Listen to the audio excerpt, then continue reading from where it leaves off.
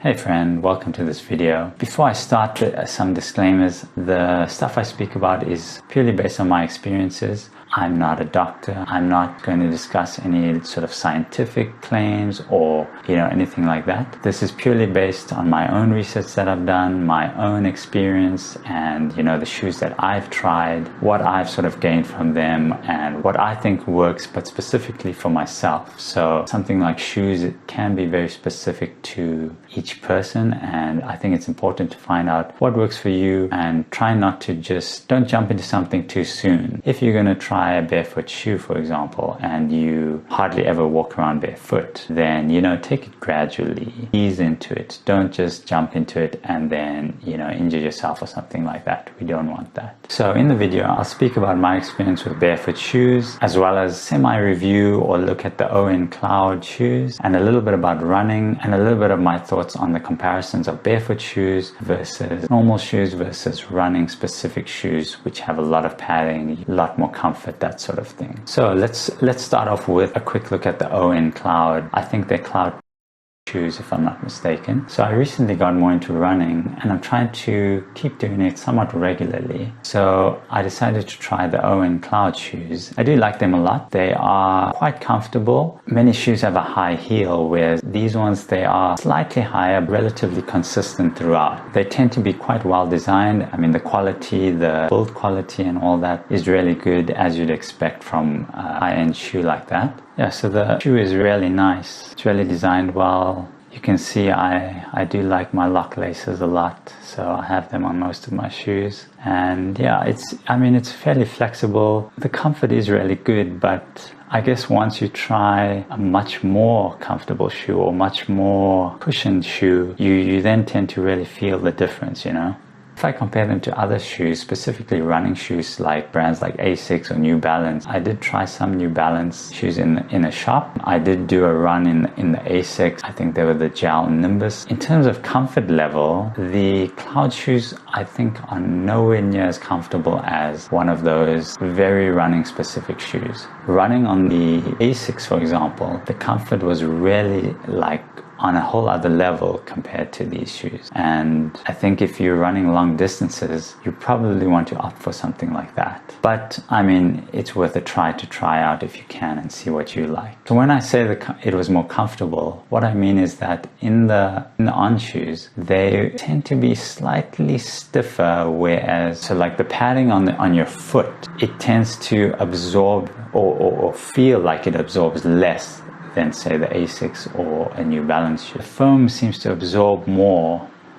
That's the feeling I get when running with them as opposed to using the ONs. So for myself, I tend to walk around a lot of the time barefoot. At home, I'm always barefoot. I mean, growing up playing outside was always barefoot, hardly wearing shoes. A lot of times I still wear slippers or slops. I'm used to, and I much prefer being barefoot. So I guess that does also play a big role in the sort of shoes that I find comfortable and that will sort of work with my feet and my body, So in terms of barefoot shoes that I've used, I have used the Vibram 5 Fingers shoes. I used them for many years. I only had one pair, but I wore them right until they were completely finished. I think I really put them through a lot, and they really served me well. I really like them. I would definitely get another pair. I do like the finger, the toe separation, that sort of feel. For me, it was very comfortable. I did even run a 10K obstacle course with them. It was fine. It wasn't too bad. Afterwards, I didn't feel any pain or anything. But here's the thing now.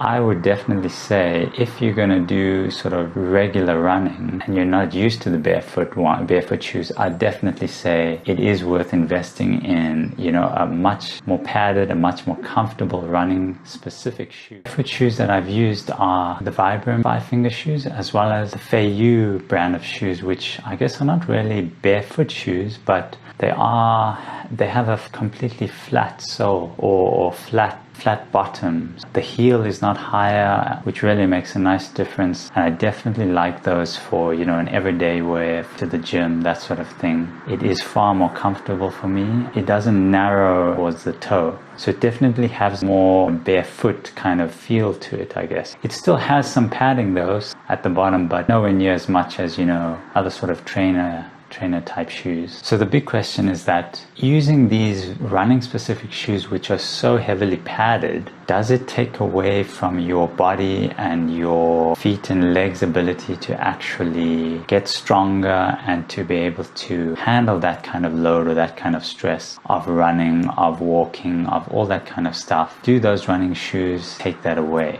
That's the big question. So again, no scientific basis or anything, but this is what I've come to conclude. If you're a runner and you're running regularly, I definitely think it's very worthwhile getting one of those running shoes, because over time, those running shoes and that sort of cushioning and that comfort is definitely going to help you in the long run in terms of your joints, your muscles, that sort of thing, recovery. But if you want to use the barefoot shoes, by all means go for it, but I would not recommend it as a regular shoe for regular running, especially long distance running. Now, in saying that, I would say that those running specific shoes, I would not wear them on a regular or daily basis, for example, because then I think it could start to sort of, you start to get too reliant on that comfort, on that foam, on that cushioning of that shoe. Even if, let's say, you have a job where you're on your feet the whole day. I mean, you don't have to go all the way of specific barefoot shoes, but I think somewhere in between you can find a decent, comfortable shoe as opposed to being a barefoot shoe or being so cushioned like these running specific shoes. I hope that makes sense. So myself, I'll always try to and always be barefoot as much as I can. I'll continue using, more barefoot style shoes like the Fayus, and if I get my hands on another pair of Vibrams, that'll be cool. For running specific, we'll definitely use some sort of running shoe that has some cushioning to take some of the blows. I think in the long term, it's not worth,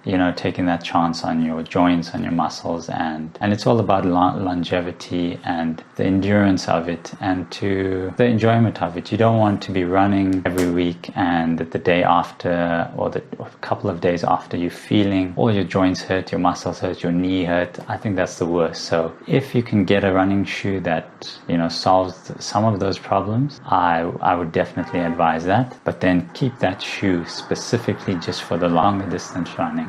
The thing is, especially after you've tried one of those shoes with the cushioning on a long distance run, I think you really can't. I think once you've done it, it's difficult to go back.